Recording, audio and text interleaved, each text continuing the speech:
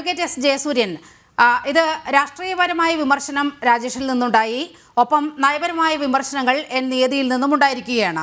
ഒന്ന്, രാഷ്ട്രീയപരമായ വിമർശനങ്ങൾ എടുത്തു നോക്കുകയാണെങ്കിൽ കാര്യമായി മോദി സർക്കാർ ഇവിടെ ഒന്നും ചെയ്യുന്നില്ല എന്ന ഒരു വിമർശനമാണ് ഇവിടെ കോൺഗ്രസിൻ്റെ പ്രതിനിധിയിൽ നിന്നും ഉണ്ടായത്. പക്ഷേ നോക്കൂ, ഈ സർക്കാരിൻ്റെ നേട്ടങ്ങൾ എണ്ണി പറഞ്ഞുകൊണ്ടാണ് ഇന്ന് രാഷ്ട്രപതി നയപ്രഖ്യാപന പ്രസംഗം നടത്തിയത്. മുൻ ഭരണകൂടങ്ങളുടെ 3 ഇരട്ടി വേഗതയിലാണ് ഇവിടെ സാമ്പത്തിക പ്രവർത്തനങ്ങൾ നടക്കുന്നത് എന്ന് വളരെ കൃത്യമായി രാഷ്ട്രപതി ചൂണ്ടിക്കാട്ടുകയാണ്. അങ്ങേക്ക് കൂട്ടിച്ചേർക്കാം. ഇന്ത്യയുടെ സാമ്പത്തിക പുരോഗതിയും അതുപോലെ തന്നെയുള്ള മുന്നേറ്റവും നമുക്ക് വ്യക്തമായി കാണാൻ കഴിയുന്നത് ഇൻഫ്രാസ്ട്രക്ചർ ഡെവലപ്മെന്റ് മേഖലയിൽ തന്നെയാണ്. 6 വരി പാതകളും അതുപോലെയുള്ള വിമാനത്താവളങ്ങളും, എല്ലാ ജില്ലകളിലേക്കും വിമാനത്താവളങ്ങളും അതുപോലെ തുറമുഖങ്ങളും ഒക്കെ എത്രയോ വേഗത്തിലാണ് പണി തീർന്നുകൊണ്ടിരിക്കുന്നത്. ഇന്ത്യയുടെ ശരാശരി വളർച്ചയുടെ വേഗതയേക്കാൾ 3-4 മടങ്ങ് വേഗതയിൽ, പല മേഖലയിലും 10 മടങ്ങ് മേഖലയിൽ ഇത്തരത്തിലുള്ള പുരോഗതി കൈവരുമ്പോൾ വളരെ വേഗം ഇന്ത്യയുടെ സമഗ്രമായ പുരോഗതിക്ക് അത് വലിയ അടിത്തറയാണ് ഇടുന്നത്. ഇപ്പൊ റോഡ്, റെയിൽ, ഗതാഗത സംവിധാനങ്ങൾ, അതുപോലെ തന്നെ കൂടുതൽ വിമാനത്താവളങ്ങൾ, കൂടുതൽ വിമാനങ്ങൾ, ഇതൊക്കെ വരുമ്പോൾ രാജ്യം കൂടുതൽ ബന്ധപ്പെടുകയാണ്. ടെലികമ്മ്യൂണിക്കേഷൻ മേഖലയാണെങ്കിലും അതേപോലെ തന്നെ എല്ലാ ഗ്രാമങ്ങളിലേക്കും ഇന്റർനെറ്റ് എത്തിച്ചേരുകയും ആ രീതിയിൽ നമ്മുടെ യുവാക്കളുടെ കർമ്മശേഷി എക്കണോമിക്കലായിട്ട് വളരെ പെട്ടെന്ന് ഉയർത്താൻ കഴിയുന്ന തരത്തിലേക്ക് അതിനെ ഡെവലപ്പ് ചെയ്യുകയും ചെയ്യുന്നത് കേവലം ഒരു സങ്കല്പം മാത്രമല്ല. ഇപ്പൊ 2021-22 1,22,00,000 പേരാണ് എംപ്ലോയ്മെന്റ് പ്രോവിഡന്റ് ഫണ്ടിൽ ചേർന്നത്. എംപ്ലോയ്മെന്റ് പ്രോവിഡന്റ് ഫണ്ടിൽ ചേരുക എന്ന് പറഞ്ഞാൽ അവർക്ക് ജോലിയുണ്ട്, അവർക്ക് ശമ്പളമുണ്ട് എന്നുള്ളതിന്റെ തെളിവാണല്ലോ. 2022-23 അത് 1,39,00,000 പേരായി. അപ്പോ എംപ്ലോയ്മെന്റ് പ്രോവിഡന്റ് ഫണ്ട് ഓർഗനൈസേഷന്റെ ഈ കണക്കുകൾ ഇത് വളരെ വ്യക്തമാണ്. എല്ലാ വർഷവും 1 കോടി മുതൽ 1.25 കോടി വരെ തൊഴിലുകൾ ഈ രാജ്യത്ത് പുതുതായി സൃഷ്ടിക്കപ്പെടുകയും അങ്ങനെയുള്ളവർ മാസശമ്പളത്തിന്റെ അവകാശികളായി മാറുകയും ചെയ്യുമ്പോൾ സാമ്പത്തിക പുരോഗതി അവിടെ വളരെ വ്യക്തമായിട്ട് നമുക്ക് ദൃശ്യമാണ്. അതിനെ നമ്മൾ കണ്ടില്ല എന്ന് നടിച്ചിട്ട് കാര്യമില്ല. അതേപോലെ ഈ ഗവൺമെന്റിന്റെ ഒരു നയമുണ്ട്. അതായത് BJP ഗവൺമെന്റ് ഒരിക്കലും കോൺഗ്രസിന്റെയോ അതല്ലെങ്കിൽ ഇടതുപക്ഷ ചിന്താഗതിയോടെ പ്രവർത്തിക്കുന്ന ഒരു ഗവൺമെന്റ് അല്ല. അതായത് എത്ര വലിയ നഷ്ടം വന്നാലും പൊതുമേഖലകളെ വഹിച്ചുകൊണ്ട് പോകണമെന്നും അങ്ങനെ നഷ്ടം സഹിച്ചു കൊണ്ടുപോകേണ്ട ഒന്നാണ് പൊതുമേഖല എന്നുമുള്ള കമ്മ്യൂണിസ്റ്റ് കോൺഗ്രസ് കാഴ്ചപ്പാട് BJPക്ക് ഇല്ല.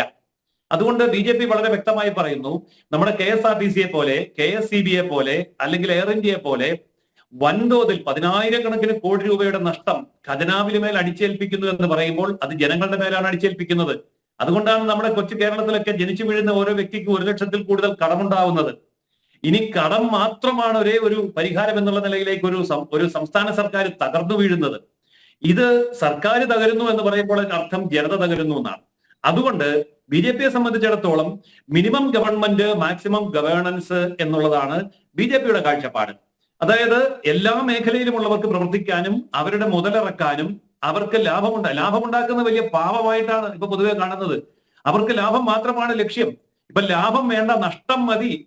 KSRTC നഷ്ടമായിരിക്കണം, ഇലക്ട്രിസിറ്റി ബോർഡ് നഷ്ടമായിരിക്കണം എന്നിങ്ങനെ കാഴ്ചപ്പാടോട്, അതുപോലെ BSNL ടെലികമ്മ്യൂണിക്കേഷൻ നഷ്ടമായിരിക്കണം എന്ന കാഴ്ചപ്പാടോടുകൂടി ഖജനാവിനെ കുത്തിവാരി കവർന്നു കൊണ്ടുപോകുന്ന ട്രേഡ് യൂണിയൻ ഭീകരതയ്ക്ക് മറുവശത്ത് ഇതൊന്നും ഇല്ലാതെ തന്നെ സ്വകാര്യ മേഖലയിലെ മുതലിറക്കിക്കൊണ്ട് ലാഭമുണ്ടാക്കി ആ ലാഭത്തിൽ നിന്ന് ഖജനാവിലേക്ക് ടാക്സ് കൊണ്ടുവരുമ്പോൾ ഈ ടാക്സ് ജനങ്ങളിലേക്കാണ് എത്തുന്നത്.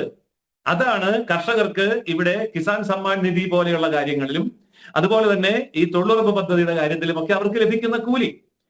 BJP ഗവൺമെന്റ് അധികാരത്തിൽ വന്നാൽ തൊഴിലുറപ്പ് നിർത്തിക്കളയുമെന്ന് എല്ലാ തവണയും പേടിപ്പിക്കും. പക്ഷെ ഓരോ തവണയും തൊഴിലുറപ്പ് കൂലി കൂടിക്കൊണ്ടിരിക്കുകയാണ്. ഇവിടെ ചൂണ്ടിക്കാണിച്ച ഒരു കാര്യമുണ്ട്, തൊഴിലുറപ്പിന് വേണ്ടി നീക്കിവെച്ച തുക കുറഞ്ഞുപോയി എന്ന്. അതിന്റെ കാരണം എന്തായിരുന്നു? തൊഴിലുറപ്പ് പദ്ധതിയുടെ പേരിൽ കള്ളക്കണക്കെഴുതി കൊണ്ടുപോയ കോടാനുകോടി രൂപ കണ്ടുപിടിച്ചു. റേഷൻ കാർഡ് 5,40,000 5,40,000 കള്ള റേഷൻ കാർഡുകളാണ് കണ്ടുകെട്ടിയത്. അതായത് ബംഗ്ലാദേശിൽ നിന്നൊക്കെ വരുന്നവർക്ക് ഇഷ്ടം പോലെ റേഷൻ കാർഡ് കൊടുത്ത് വോട്ട് ബാങ്കാക്കി മാറ്റിയിരുന്ന ആ സാഹചര്യത്തെ കയ്യോടെ കണ്ടുപിടിച്ച റേഷൻ കാർഡ് റദ്ദ് ചെയ്തു.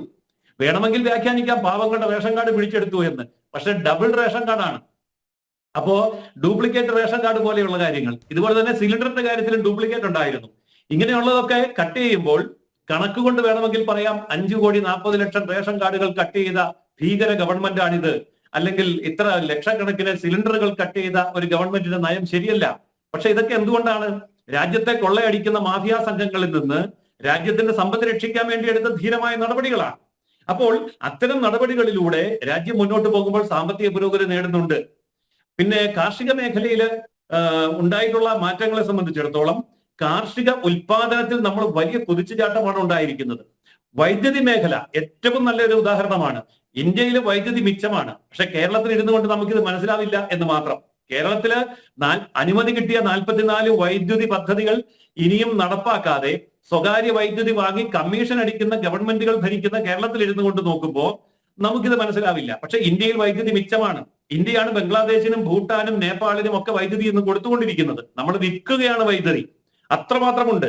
അപ്പോൾ അത്തരം മേഖലകളിലൊക്കെ നമ്മൾ സെൽഫ് സഫിഷ്യന്റ് ആയി എന്ന് മാത്രമല്ല, കയറ്റുമതിയുടെ കാര്യത്തിലും നമ്മൾ മുന്നോട്ട് വന്നിരിക്കുന്നു.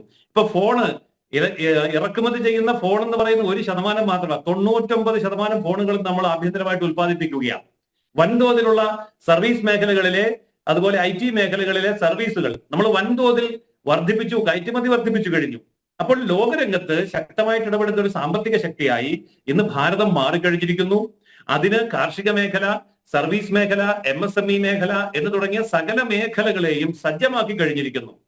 പിന്നെ ഈ പരമ്പരാഗതമായി നമ്മൾ വിശ്വസിച്ച് വന്നിരുന്ന സാമ്പത്തിക തത്വശാസ്ത്രങ്ങളെ BJP എതിർക്കുകയാണ് ചെയ്യുന്നത്, അതിലൊരു സംശയവുമില്ല. അതായത് നഷ്ടം സഹിച്ചും പൊതുമേഖലയെ കൊണ്ടു നടന്നുകൊള്ളണം, ഈ നഷ്ടം മുഴുവൻ കൊള്ളയടിക്കുന്നത് പാവങ്ങളുടെ ഖജനാവിൽ നിന്നാണ് എന്ന ബോധമില്ലാത്ത ഒരു പ്രവർത്തനം BJP ആഗ്രഹിക്കുന്നില്ല. അത് BJPയുടെ നയവുമല്ല. അതുകൊണ്ടാണ് പറഞ്ഞത് മിനിമം ഗവൺമെന്റ് മാക്സിമം ഗവേണൻസ്. ഇവിടെ സാമ്പത്തികം ഉണ്ടാക്കുന്നവരെ ജയസൂര്യ, ഇന്നത്തെ നയത്തിൽ നിന്നും മനസ്സിലാകുന്നത് സാമ്പത്തിക പരിഷ്കാരങ്ങൾക്ക് കൂടുതൽ കരുത്ത് പകരുക എന്നതായിരിക്കും ഈ ബജറ്റിലൂടെ വിഭാവനം ചെയ്യുന്നത്.